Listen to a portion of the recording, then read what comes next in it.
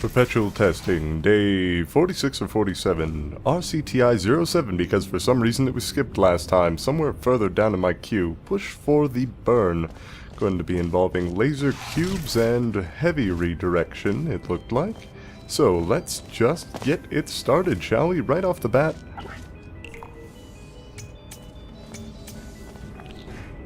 A couple of cubes for me. Sure, let's go with that. So, immediately, what am I going to have to use? Well, I have a single goal, and that is to get that covered by a laser. However, there's going to be some sort of platform over... Oh, come on. There's going to be some sort of flippable wall or disappearing wall over there that I'm going to have to deal with.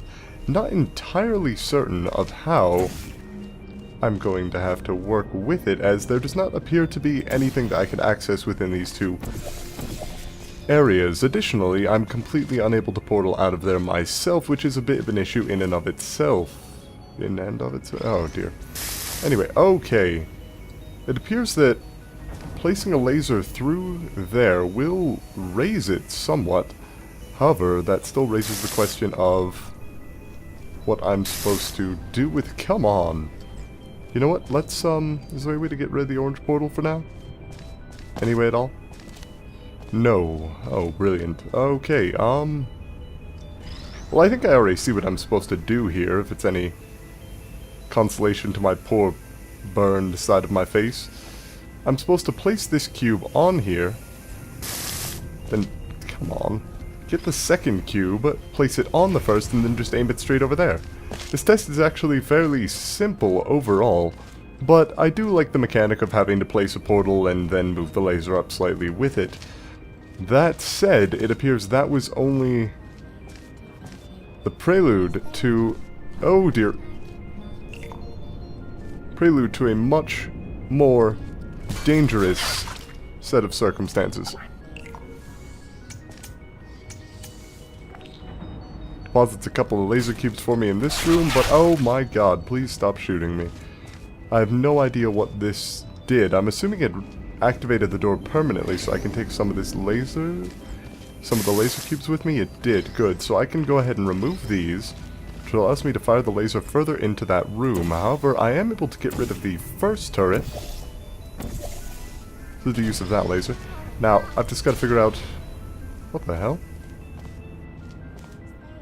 Was it just my imagination, or did a second turret appear there? Anyway, I'm going to have to figure out a way to get these turrets destroyed. And right quick, because at the moment, my experience with these turrets is largely negative. They've really been a bit of a pain in the ass. No, come on. Which reminds me, there was actually a test chamber I went through the other day that was a bit interesting. It involved me actually having to jump past turrets actively, and I didn't actually put it on the Perpetual Testing episode because, well, it was damn near impossible for me to finish in a reasonable period of time. It required quite a bit of experimentation just to get through, and ultimately it was just another physical challenge, which leads me to talk about one of the, I don't know, biggest subjects on PA's Perpetual Testing, in that the test chambers there are physical challenges, and the fact that they seem to be just gaining popularity at an extremely rapid rate. I mean, I have nothing wrong with those test chambers, I suppose, but... or I can't see anything wrong with those test chambers, by and large, but it's really the issue of...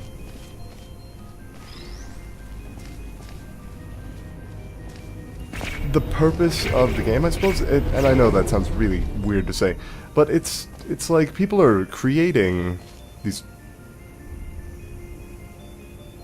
sorry, visual bug there, just had to take note. People are creating these test chambers simply to be these physical challenges, and you know, that's fine, and I'm perfectly okay with that, but at the same time, it's like... Oh, come on. Sorry, I'm trying to place these at the same time, and I'm trying to actually activate this. I've got one cube left, which is going to go up top. Sorry, just, again, providing commentary on the situation at hand rather than anything meaningful, just because I'm trying to think of what I'm doing and comment at the same time, which is more difficult than people would have led me to believe. Anyway, now I've got to get across somehow. That's actually going to be fairly simple, I think. First things first, I'm going to have to go up here. I'm going to have to move this cube from here to the other side, because the portal that I'm going to be getting, that orange portal over there, is going to actually have to connect to a blue portal over there.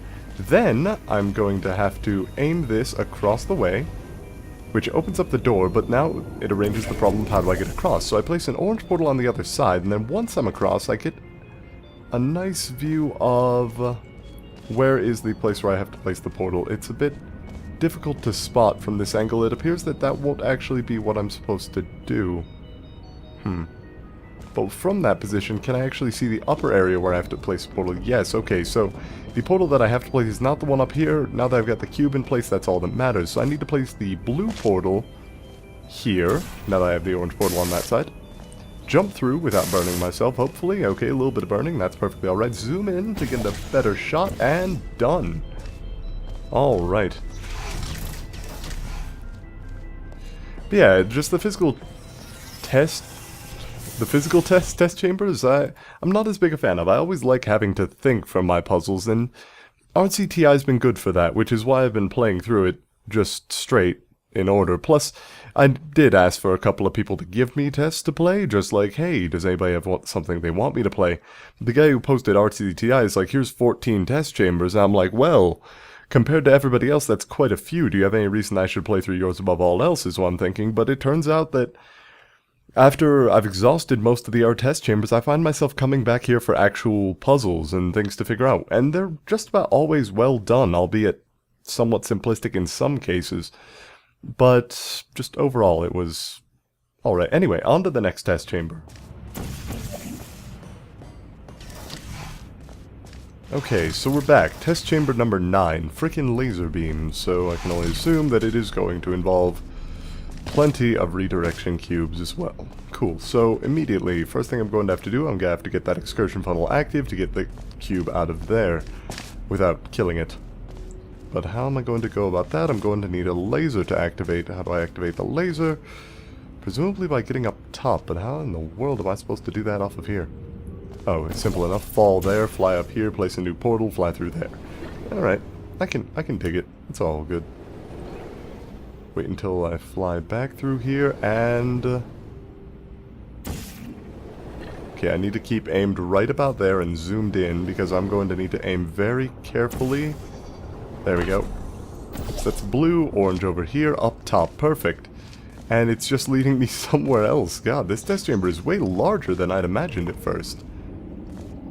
But see, I love this sort of stuff. This is, okay, when we're talking about test design elements, one of the things that I've continually said is that tests need to be clear. They need to telegraph what they're doing. And this is a perfect example of that, given the fact that this test just made what it's doing completely clear by the fact that it showed me the result of my action as I performed the action.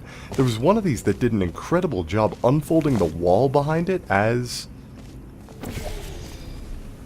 Oh, I need to deactivate that sooner. It unfolded a wall simply to show me the exit. I think it was one of the Penrose chambers, which was just... I'm not going to say it blew my mind, because it didn't, but I am going to say that it was an incredibly cool touch, and not one that I saw nearly enough. Because when I talk about things like, you know, getting the test all taken care of in a rapid, handy manner, it's often not, oh no, press the button.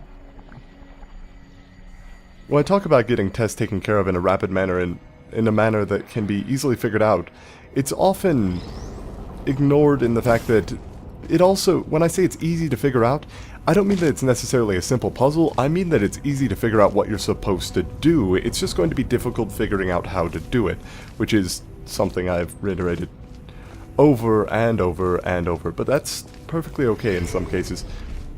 Now, really quickly, I'm going to take a moment to just focus on the game, because I think I'm going to need to fight some turrets, and it never really turns out too well if I try to do that distracted.